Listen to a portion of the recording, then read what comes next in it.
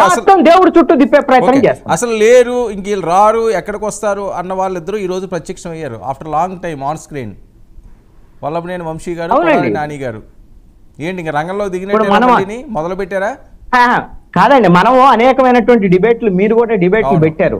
వల్లభనేని వంశీ ఏదైనా దేశానికి పారిపోయి ఉండొచ్చు, కొడాలి నాని కూడా భయపడుతున్నాడు, పేరు నాని కూడా అప్పుడప్పుడు వస్తున్నాడు. మొన్న ఆయన కారు మీద కూడా రాళ్ళు వేశారు కదా గుడివాడ వెళ్ళినప్పుడు. కొడాలి నాని, పేరు నానికి సంబంధించినటువంటి కొడాలి నాని ఇంటి మీద అవి కోడిగుడ్లు గిరిగుడ్లు ఇలాంటివి కూడా ఏవో వేశారు.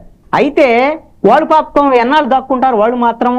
ఇప్పుడు వాళ్ళు వచ్చారు బయటికి. ఈ రోజున నారా లోకేష్ కూడా చెప్పారు, రెడ్ బుక్ మేము ఇంప్లిమెంట్ చేస్తున్నాము, రెడ్ బుక్ ను వదిలిపెట్టేది లేదు. ఆల్రెడీ అసలు జరుగుతూనే ఉంది ఇది. కొంతమందిని ఆల్రెడీ పోకల పోస్టులు ఇవ్వలేదు అప్పుడు అధికారులకి, కొంతమందిని సస్పెండ్ చేసాం, కొంతమంది కేసులు కూడా పెట్టాము. కాబట్టి అప్పుడు వైసీపీకి సంబంధించినటువంటి నాయకుల మీద కూడా చర్యలు ఉంటాయి, రెడ్ బుక్ ఇంప్లిమెంటేషన్ ఉంటది అనేటువంటి విషయాన్ని చాలా స్పష్టంగా చెప్పారు. ఆయనే వెనకాడుగా వేయట్లా.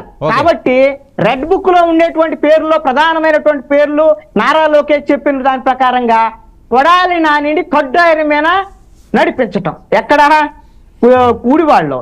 వల్లభనేని వంశీని మరి కడ్డాయిరు ఉంచి నడుపుతారా, కడ్డాయిరు లేకుండా నడిపిస్తారా? ఇవన్నీ రెడ్ బుక్ లో ఉన్నటువంటి విషయాలే. కాబట్టి వాళ్ళు అమెరికా పారిపోయారు, అంతరిక్షానికి పారిపోయారు అనుకునేటువంటి క్రమంలో వాళ్ళు వచ్చి మీడియా ప్రెస్ కాన్ఫరెన్స్ పెట్టారు. వాళ్ళు ఇక్కడే ఉన్నారు. కాబట్టి ఇక ఎవరి సంగతి ఏంటి, రెడ్ బుక్ ఏంది, చట్టాలు ఏంది, వ్యవహారం ఏంది, ఏం చేస్తారనేది వాళ్ళు తెలుసుకోమనండి. కానీ ప్రజలు మాత్రం ఇవన్నీ కోరుకోవటం లేదండి. ఈ అంశాలనే అన్నెసరీ విషయాలుగా ప్రజలు అనుకుంటున్నారు. ప్రజల సమస్యలు వేరే ఉన్నాయి. ఓకే శ్రీధర్ గారు, ఏంటి కొడాలి గారు, వంశీ